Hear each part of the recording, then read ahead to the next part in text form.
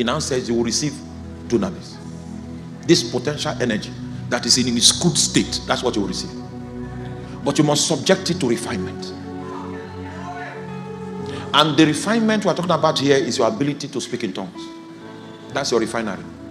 That's the only gift the Holy Spirit gave you that you can operate at will. According to the book of 1 Corinthians chapter 14.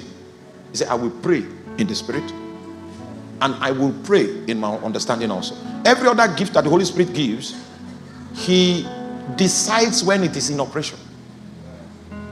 But your ability to speak in tongues, you decide when you speak in tongues.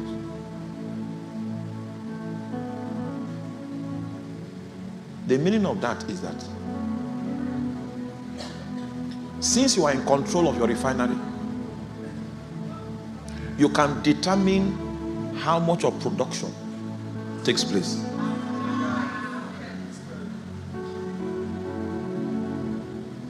The power that is on your life now is a measure of power you believe you need, because that was the only thing you could pay the price to produce. In giving you dunamis, what God did is that he transferred the responsibility of the usage of your refinery to you, so that it will not be up to God, but it will be up to you. I'm talking about living in the Spirit. You will not be sensitive to the trafficator if you don't stir your spirit for long hours regularly. And that's why we instituted 10 hours for every nation. I know in the US, in the UK, in Europe, time is money. So you need to pay a price to exercise the refinery. Oh.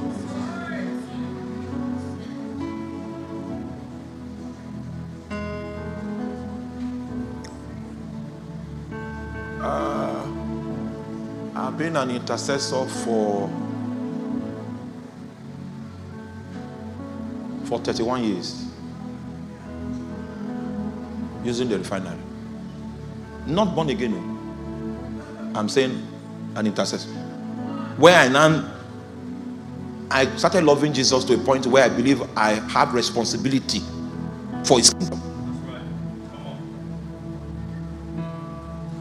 It's intentional. It's intentional. It's intentional. Where you are now is where you could allow yourself sacrifice to come. Don't blame the pastor. This is your personal decision. Because if you use the dunamis, it will produce many products, one of which is power.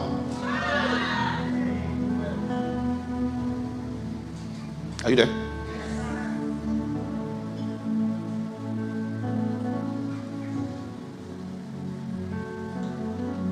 As you use the refinery, the Holy Spirit begins to take you to higher places in the Spirit. You can hear songs that no man has ever sung. You can hear breaking news in heaven that no prophet ever received.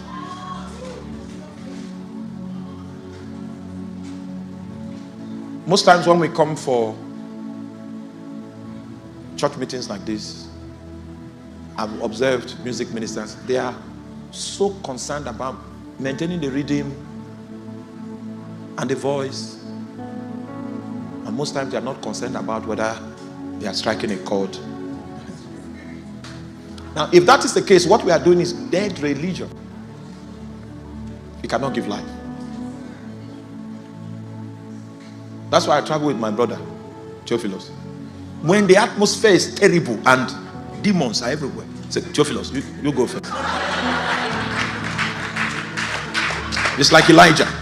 He knows how to treat the atmosphere of infection, because he has trained his spirit to be able to sing the songs that God is singing. So he opens the door to what we call participation. The thing that is going on in heaven, a prophet brings it into our company, then we participate with heaven. When we begin to participate with heaven, then the reality of heaven starts, the Holy Ghost starts bringing the reality of heaven into our physical location. So it is possible for people in a physical location to touch a reality that is native to heaven. A believer that is serious with God does not play with the traffic lights.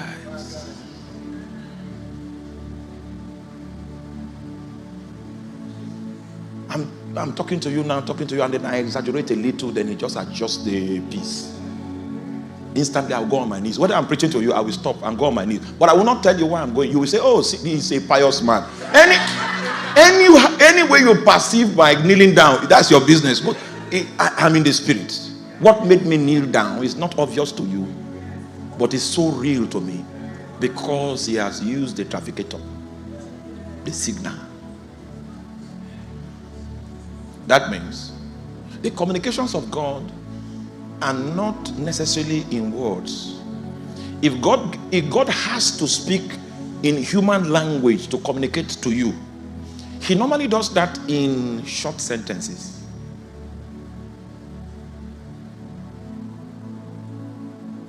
Okay. Short sentences.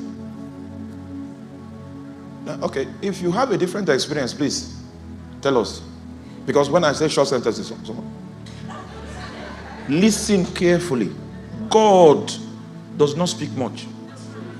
God only answers much, but he doesn't speak much.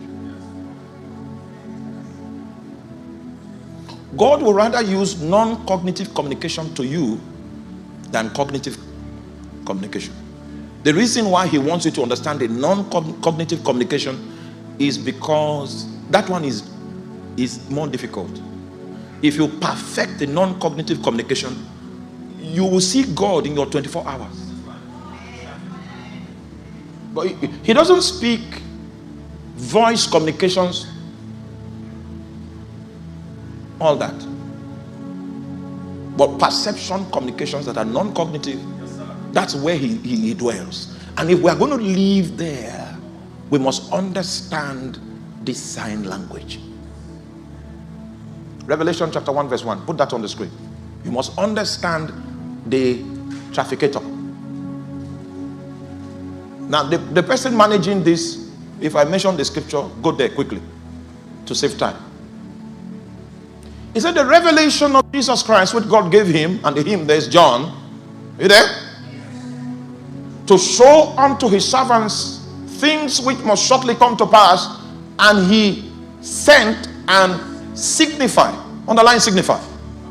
The entire book of Revelation came to John as traffications, traffic lights, as sign language. It did not come as cognitive language, but John was able to interpret it to produce the book that you read.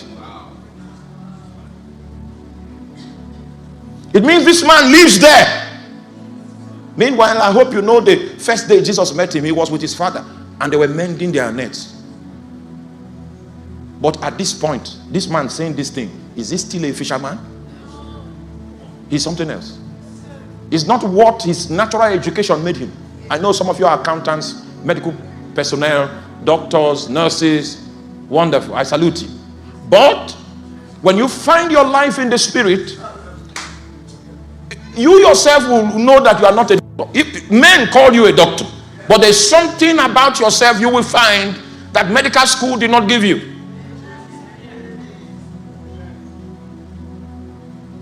All of this was because it was possible for him to discern the signals of the Spirit.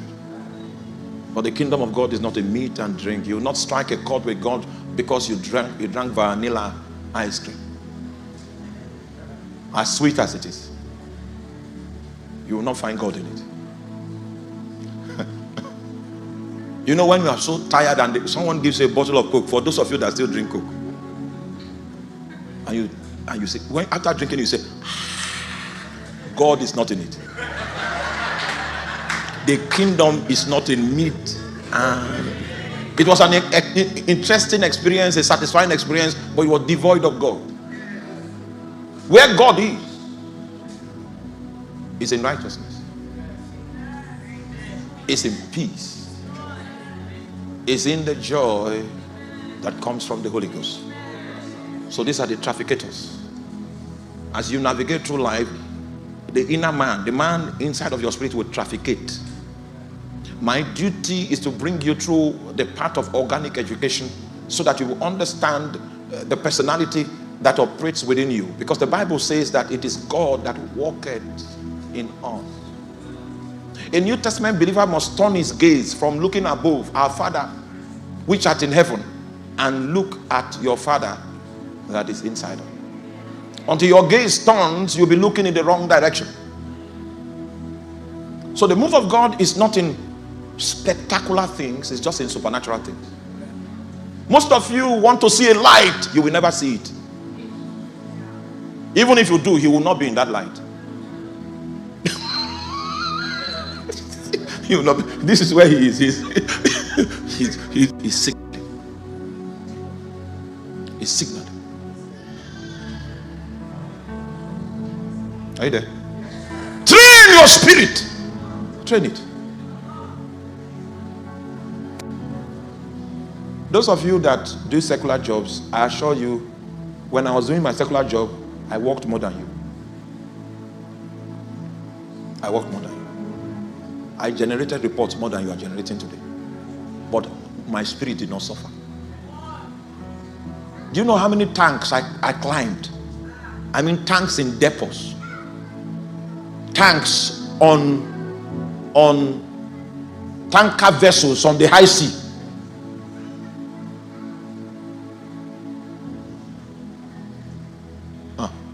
I spoke in tongues. My mouth will be moving while I'm taking reading. They say I'm an occultic man. That's not my problem. It's moving. It's moving. It's moving. It's moving. It's moving. And if you operate like that, you'll be sanctified. Your mind cannot pick up sin. You say, okay, you won't see it. You won't notice. Because you have set your affections on the things that are above, where Christ is seated at the right hand of God. That's what you'll be conscious of. That's what you'll be conscious of. They say there's sin. No, you can't see it. You're not conscious of it.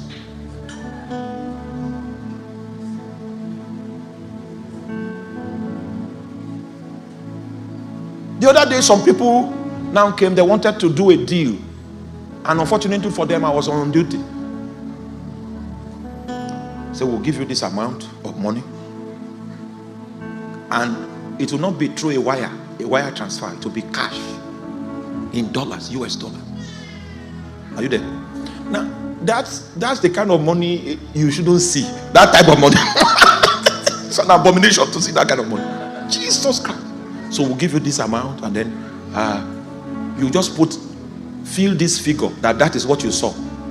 And then all the other parties that have a stake in this deal have already accepted to use the figure. So all our reports will be the same. And even if the auditors have a light from Angel Gabriel, that torchlight will not see that we did something. I told them that their ideas are good. But unfortunately for them, in our kingdom, they don't do that. So their conclusion was that I was a warlock. A terrible warlock. And according to the righteousness of witchcraft, it behoved of me not to. They say, we understand you.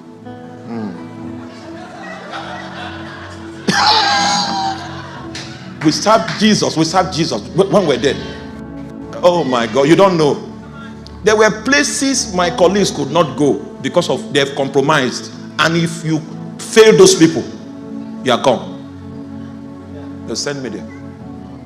I take a fast to go to work, not to go for crusades. My wife never came to my office. She never knew where I was working because I didn't want anybody to identify her with me. She didn't know that for 7 years I did the job I did at the risk of my life every day. She didn't know that. And the reason why I couldn't, the reason why I couldn't bow to it was because I had gone deep in this journey. I'd gone deep. It will be betrayal of myself, of my essence, for me to now elevate dollars much more than what I had. Are you there?